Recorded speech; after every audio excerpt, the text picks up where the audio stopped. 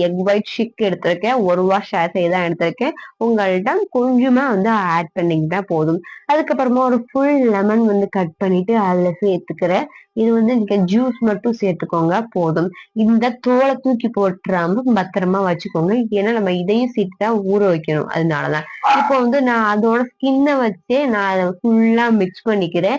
இது மிக்ஸ் பண்றதுக்கு முன்னாடி நீங்க கொஞ்சமா அதுல சோடா மாவு சேர்த்துக்கணும். நான் வந்து சேர்க்காம விட்டுட்டேன். அதாவது பேக்கிங் சோடா ஆர் பேக்கிங் பவுடர்னு சொல்லுவோம்ல, அதுல பேக்கிங் சோடா வந்து நம்ம இதுல சேர்த்துக்கணும். 1 ஸ்பூன் வந்து சோடா சேர்த்திருக்கேன்.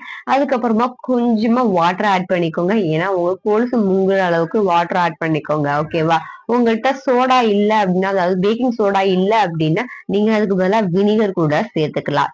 ஏன்னா இதுல இருக்க அழுக்க போக்குறதுக்கு மட்டும்தான் நம்ம இது எல்லாத்தையும் தேய்க்கிறோம் போடுறோம். ஓகேவா? இந்த மாதிரி போட்டா என் கொலுசுக்கு எதுவும் ஆயிராதே அப்படின்னுலாம் கேட்காதீங்க. ஒண்ணுமே ஆகாது. ஏன்னா நான் வந்து கிட்டத்தட்ட ஒரு நைட் ஃபுல்லா ஊற வச்சுதான் இதை தேய்ச்சேன். அதனால ஒரு கலரையும் இருக்காது. இன்னும் கொஞ்சம் கருத்தும் போகாம ரொம்ப சூப்பராவே இருக்கும். இது வந்து 2 இயர்ஸ் வந்து உங்களுக்கு கருத்து போகாது. இப்ப வந்து பாத்தீங்கன்னா ஒரு ஓவர் நைட் வந்து நான் சோக் பண்ண விட்டுட்டு இதுக்கப்புறம் நான் லைட்டா ஸ்க்ரப் பண்ணி தான் எடுத்தேன். எவ்வளவு கலர் வந்து இப்ப போயிருக்கும். முன்னாடி இருந்ததுக்கும் இப்ப இருந்ததுக்கும் பாருங்க. பார்க்கும் போதே தெரியுதா அது வந்து எவ்வளவு ஒயிட்டா வந்து இருக்கு அப்படின்ட்டு. நீங்க வாஷ் பண்ணி முடிச்சதுக்கு அப்புறமா உங்கள்ட்ட இருக்க நல்ல தண்ணியில போட்டு கழுவுங்க. அப்பதான் வந்து உங்களுக்கு அது சீக்கிரமா கருத்து போகாது. அது மட்டும் இல்லாம அந்த கலர் வந்து உங்களுக்கு லாங்கா இருக்கும் ஒயிட் கலர்லயே. ஓகேவா?